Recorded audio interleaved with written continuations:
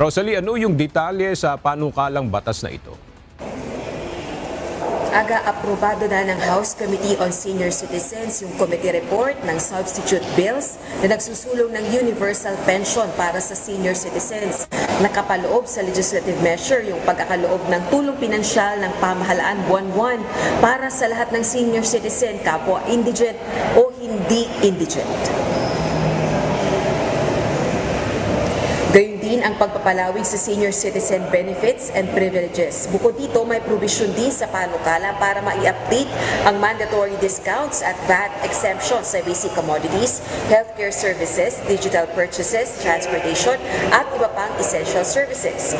Binibigyan naman natin ng diin para tuluyang maging isang ganap na batas. Ito ay kailangang aprubahan sa plenaryo ng Kamara, makapagpasa rin ng kahalintulad na legislative measure ang Senado at lagdaan ni Pangulong Ferdinand Marcos Jr. Sa kasalukuyang umiiral na batas ay limitado lamang sa indigent senior citizens ang social pension na nagkakahalaga ng 1,000 pesos kada buwan sa eligible indigent senior citizens. Ang Department of Social Welfare and Development o DSWD ang nagpapatupad nito.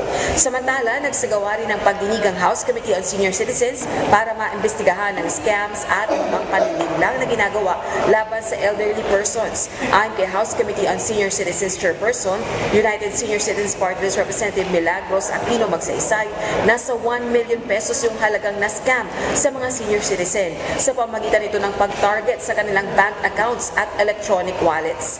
Payo naman ng Bangko Sentral ng Pilipinas o BSP, oras na maging biktima ng ganitong scam ay agad na i-report sa financial service provider at sa BSP.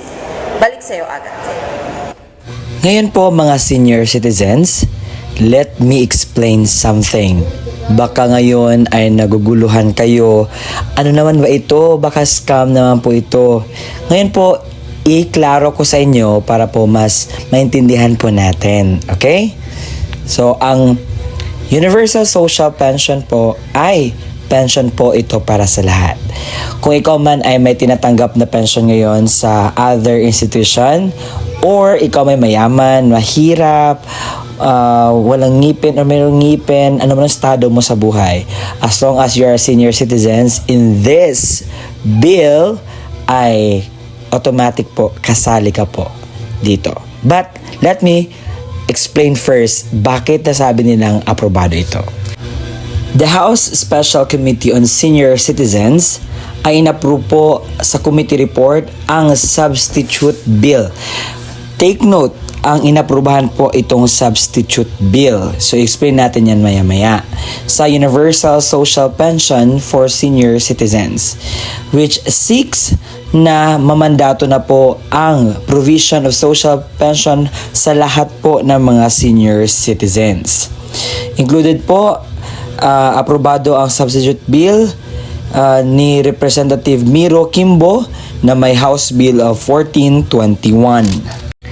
So, on December 2 and 16, 2025, the House Committee on Senior Citizens nag-endorso ng substitute bill that proposed a universal social pension which would provide every Filipino senior citizens with a monthly stipend regardless to their income or existing pension status. So dito po ating pong nakikita na ang proposed nila na budget is tumataginting na 1,000 pesos. Ito po ay para na sa lahat. Indigent ka man or hindi, kasali ka na po. So ang legislative process, habang ang bill po ay naprubahan sa komite sa level in the House of Representatives, kinakailangan pa itong papasa ng full House to be approved by the Senate and be signed by the President before it can be a law. So ibig sabihin po, noong nakaraang bill ay hindi po iyon na-aprobado o hindi siya napirmahan naging batas. Ibig sabihin, balik na naman po tayo sa simula. Balik zero po tayo ngayon.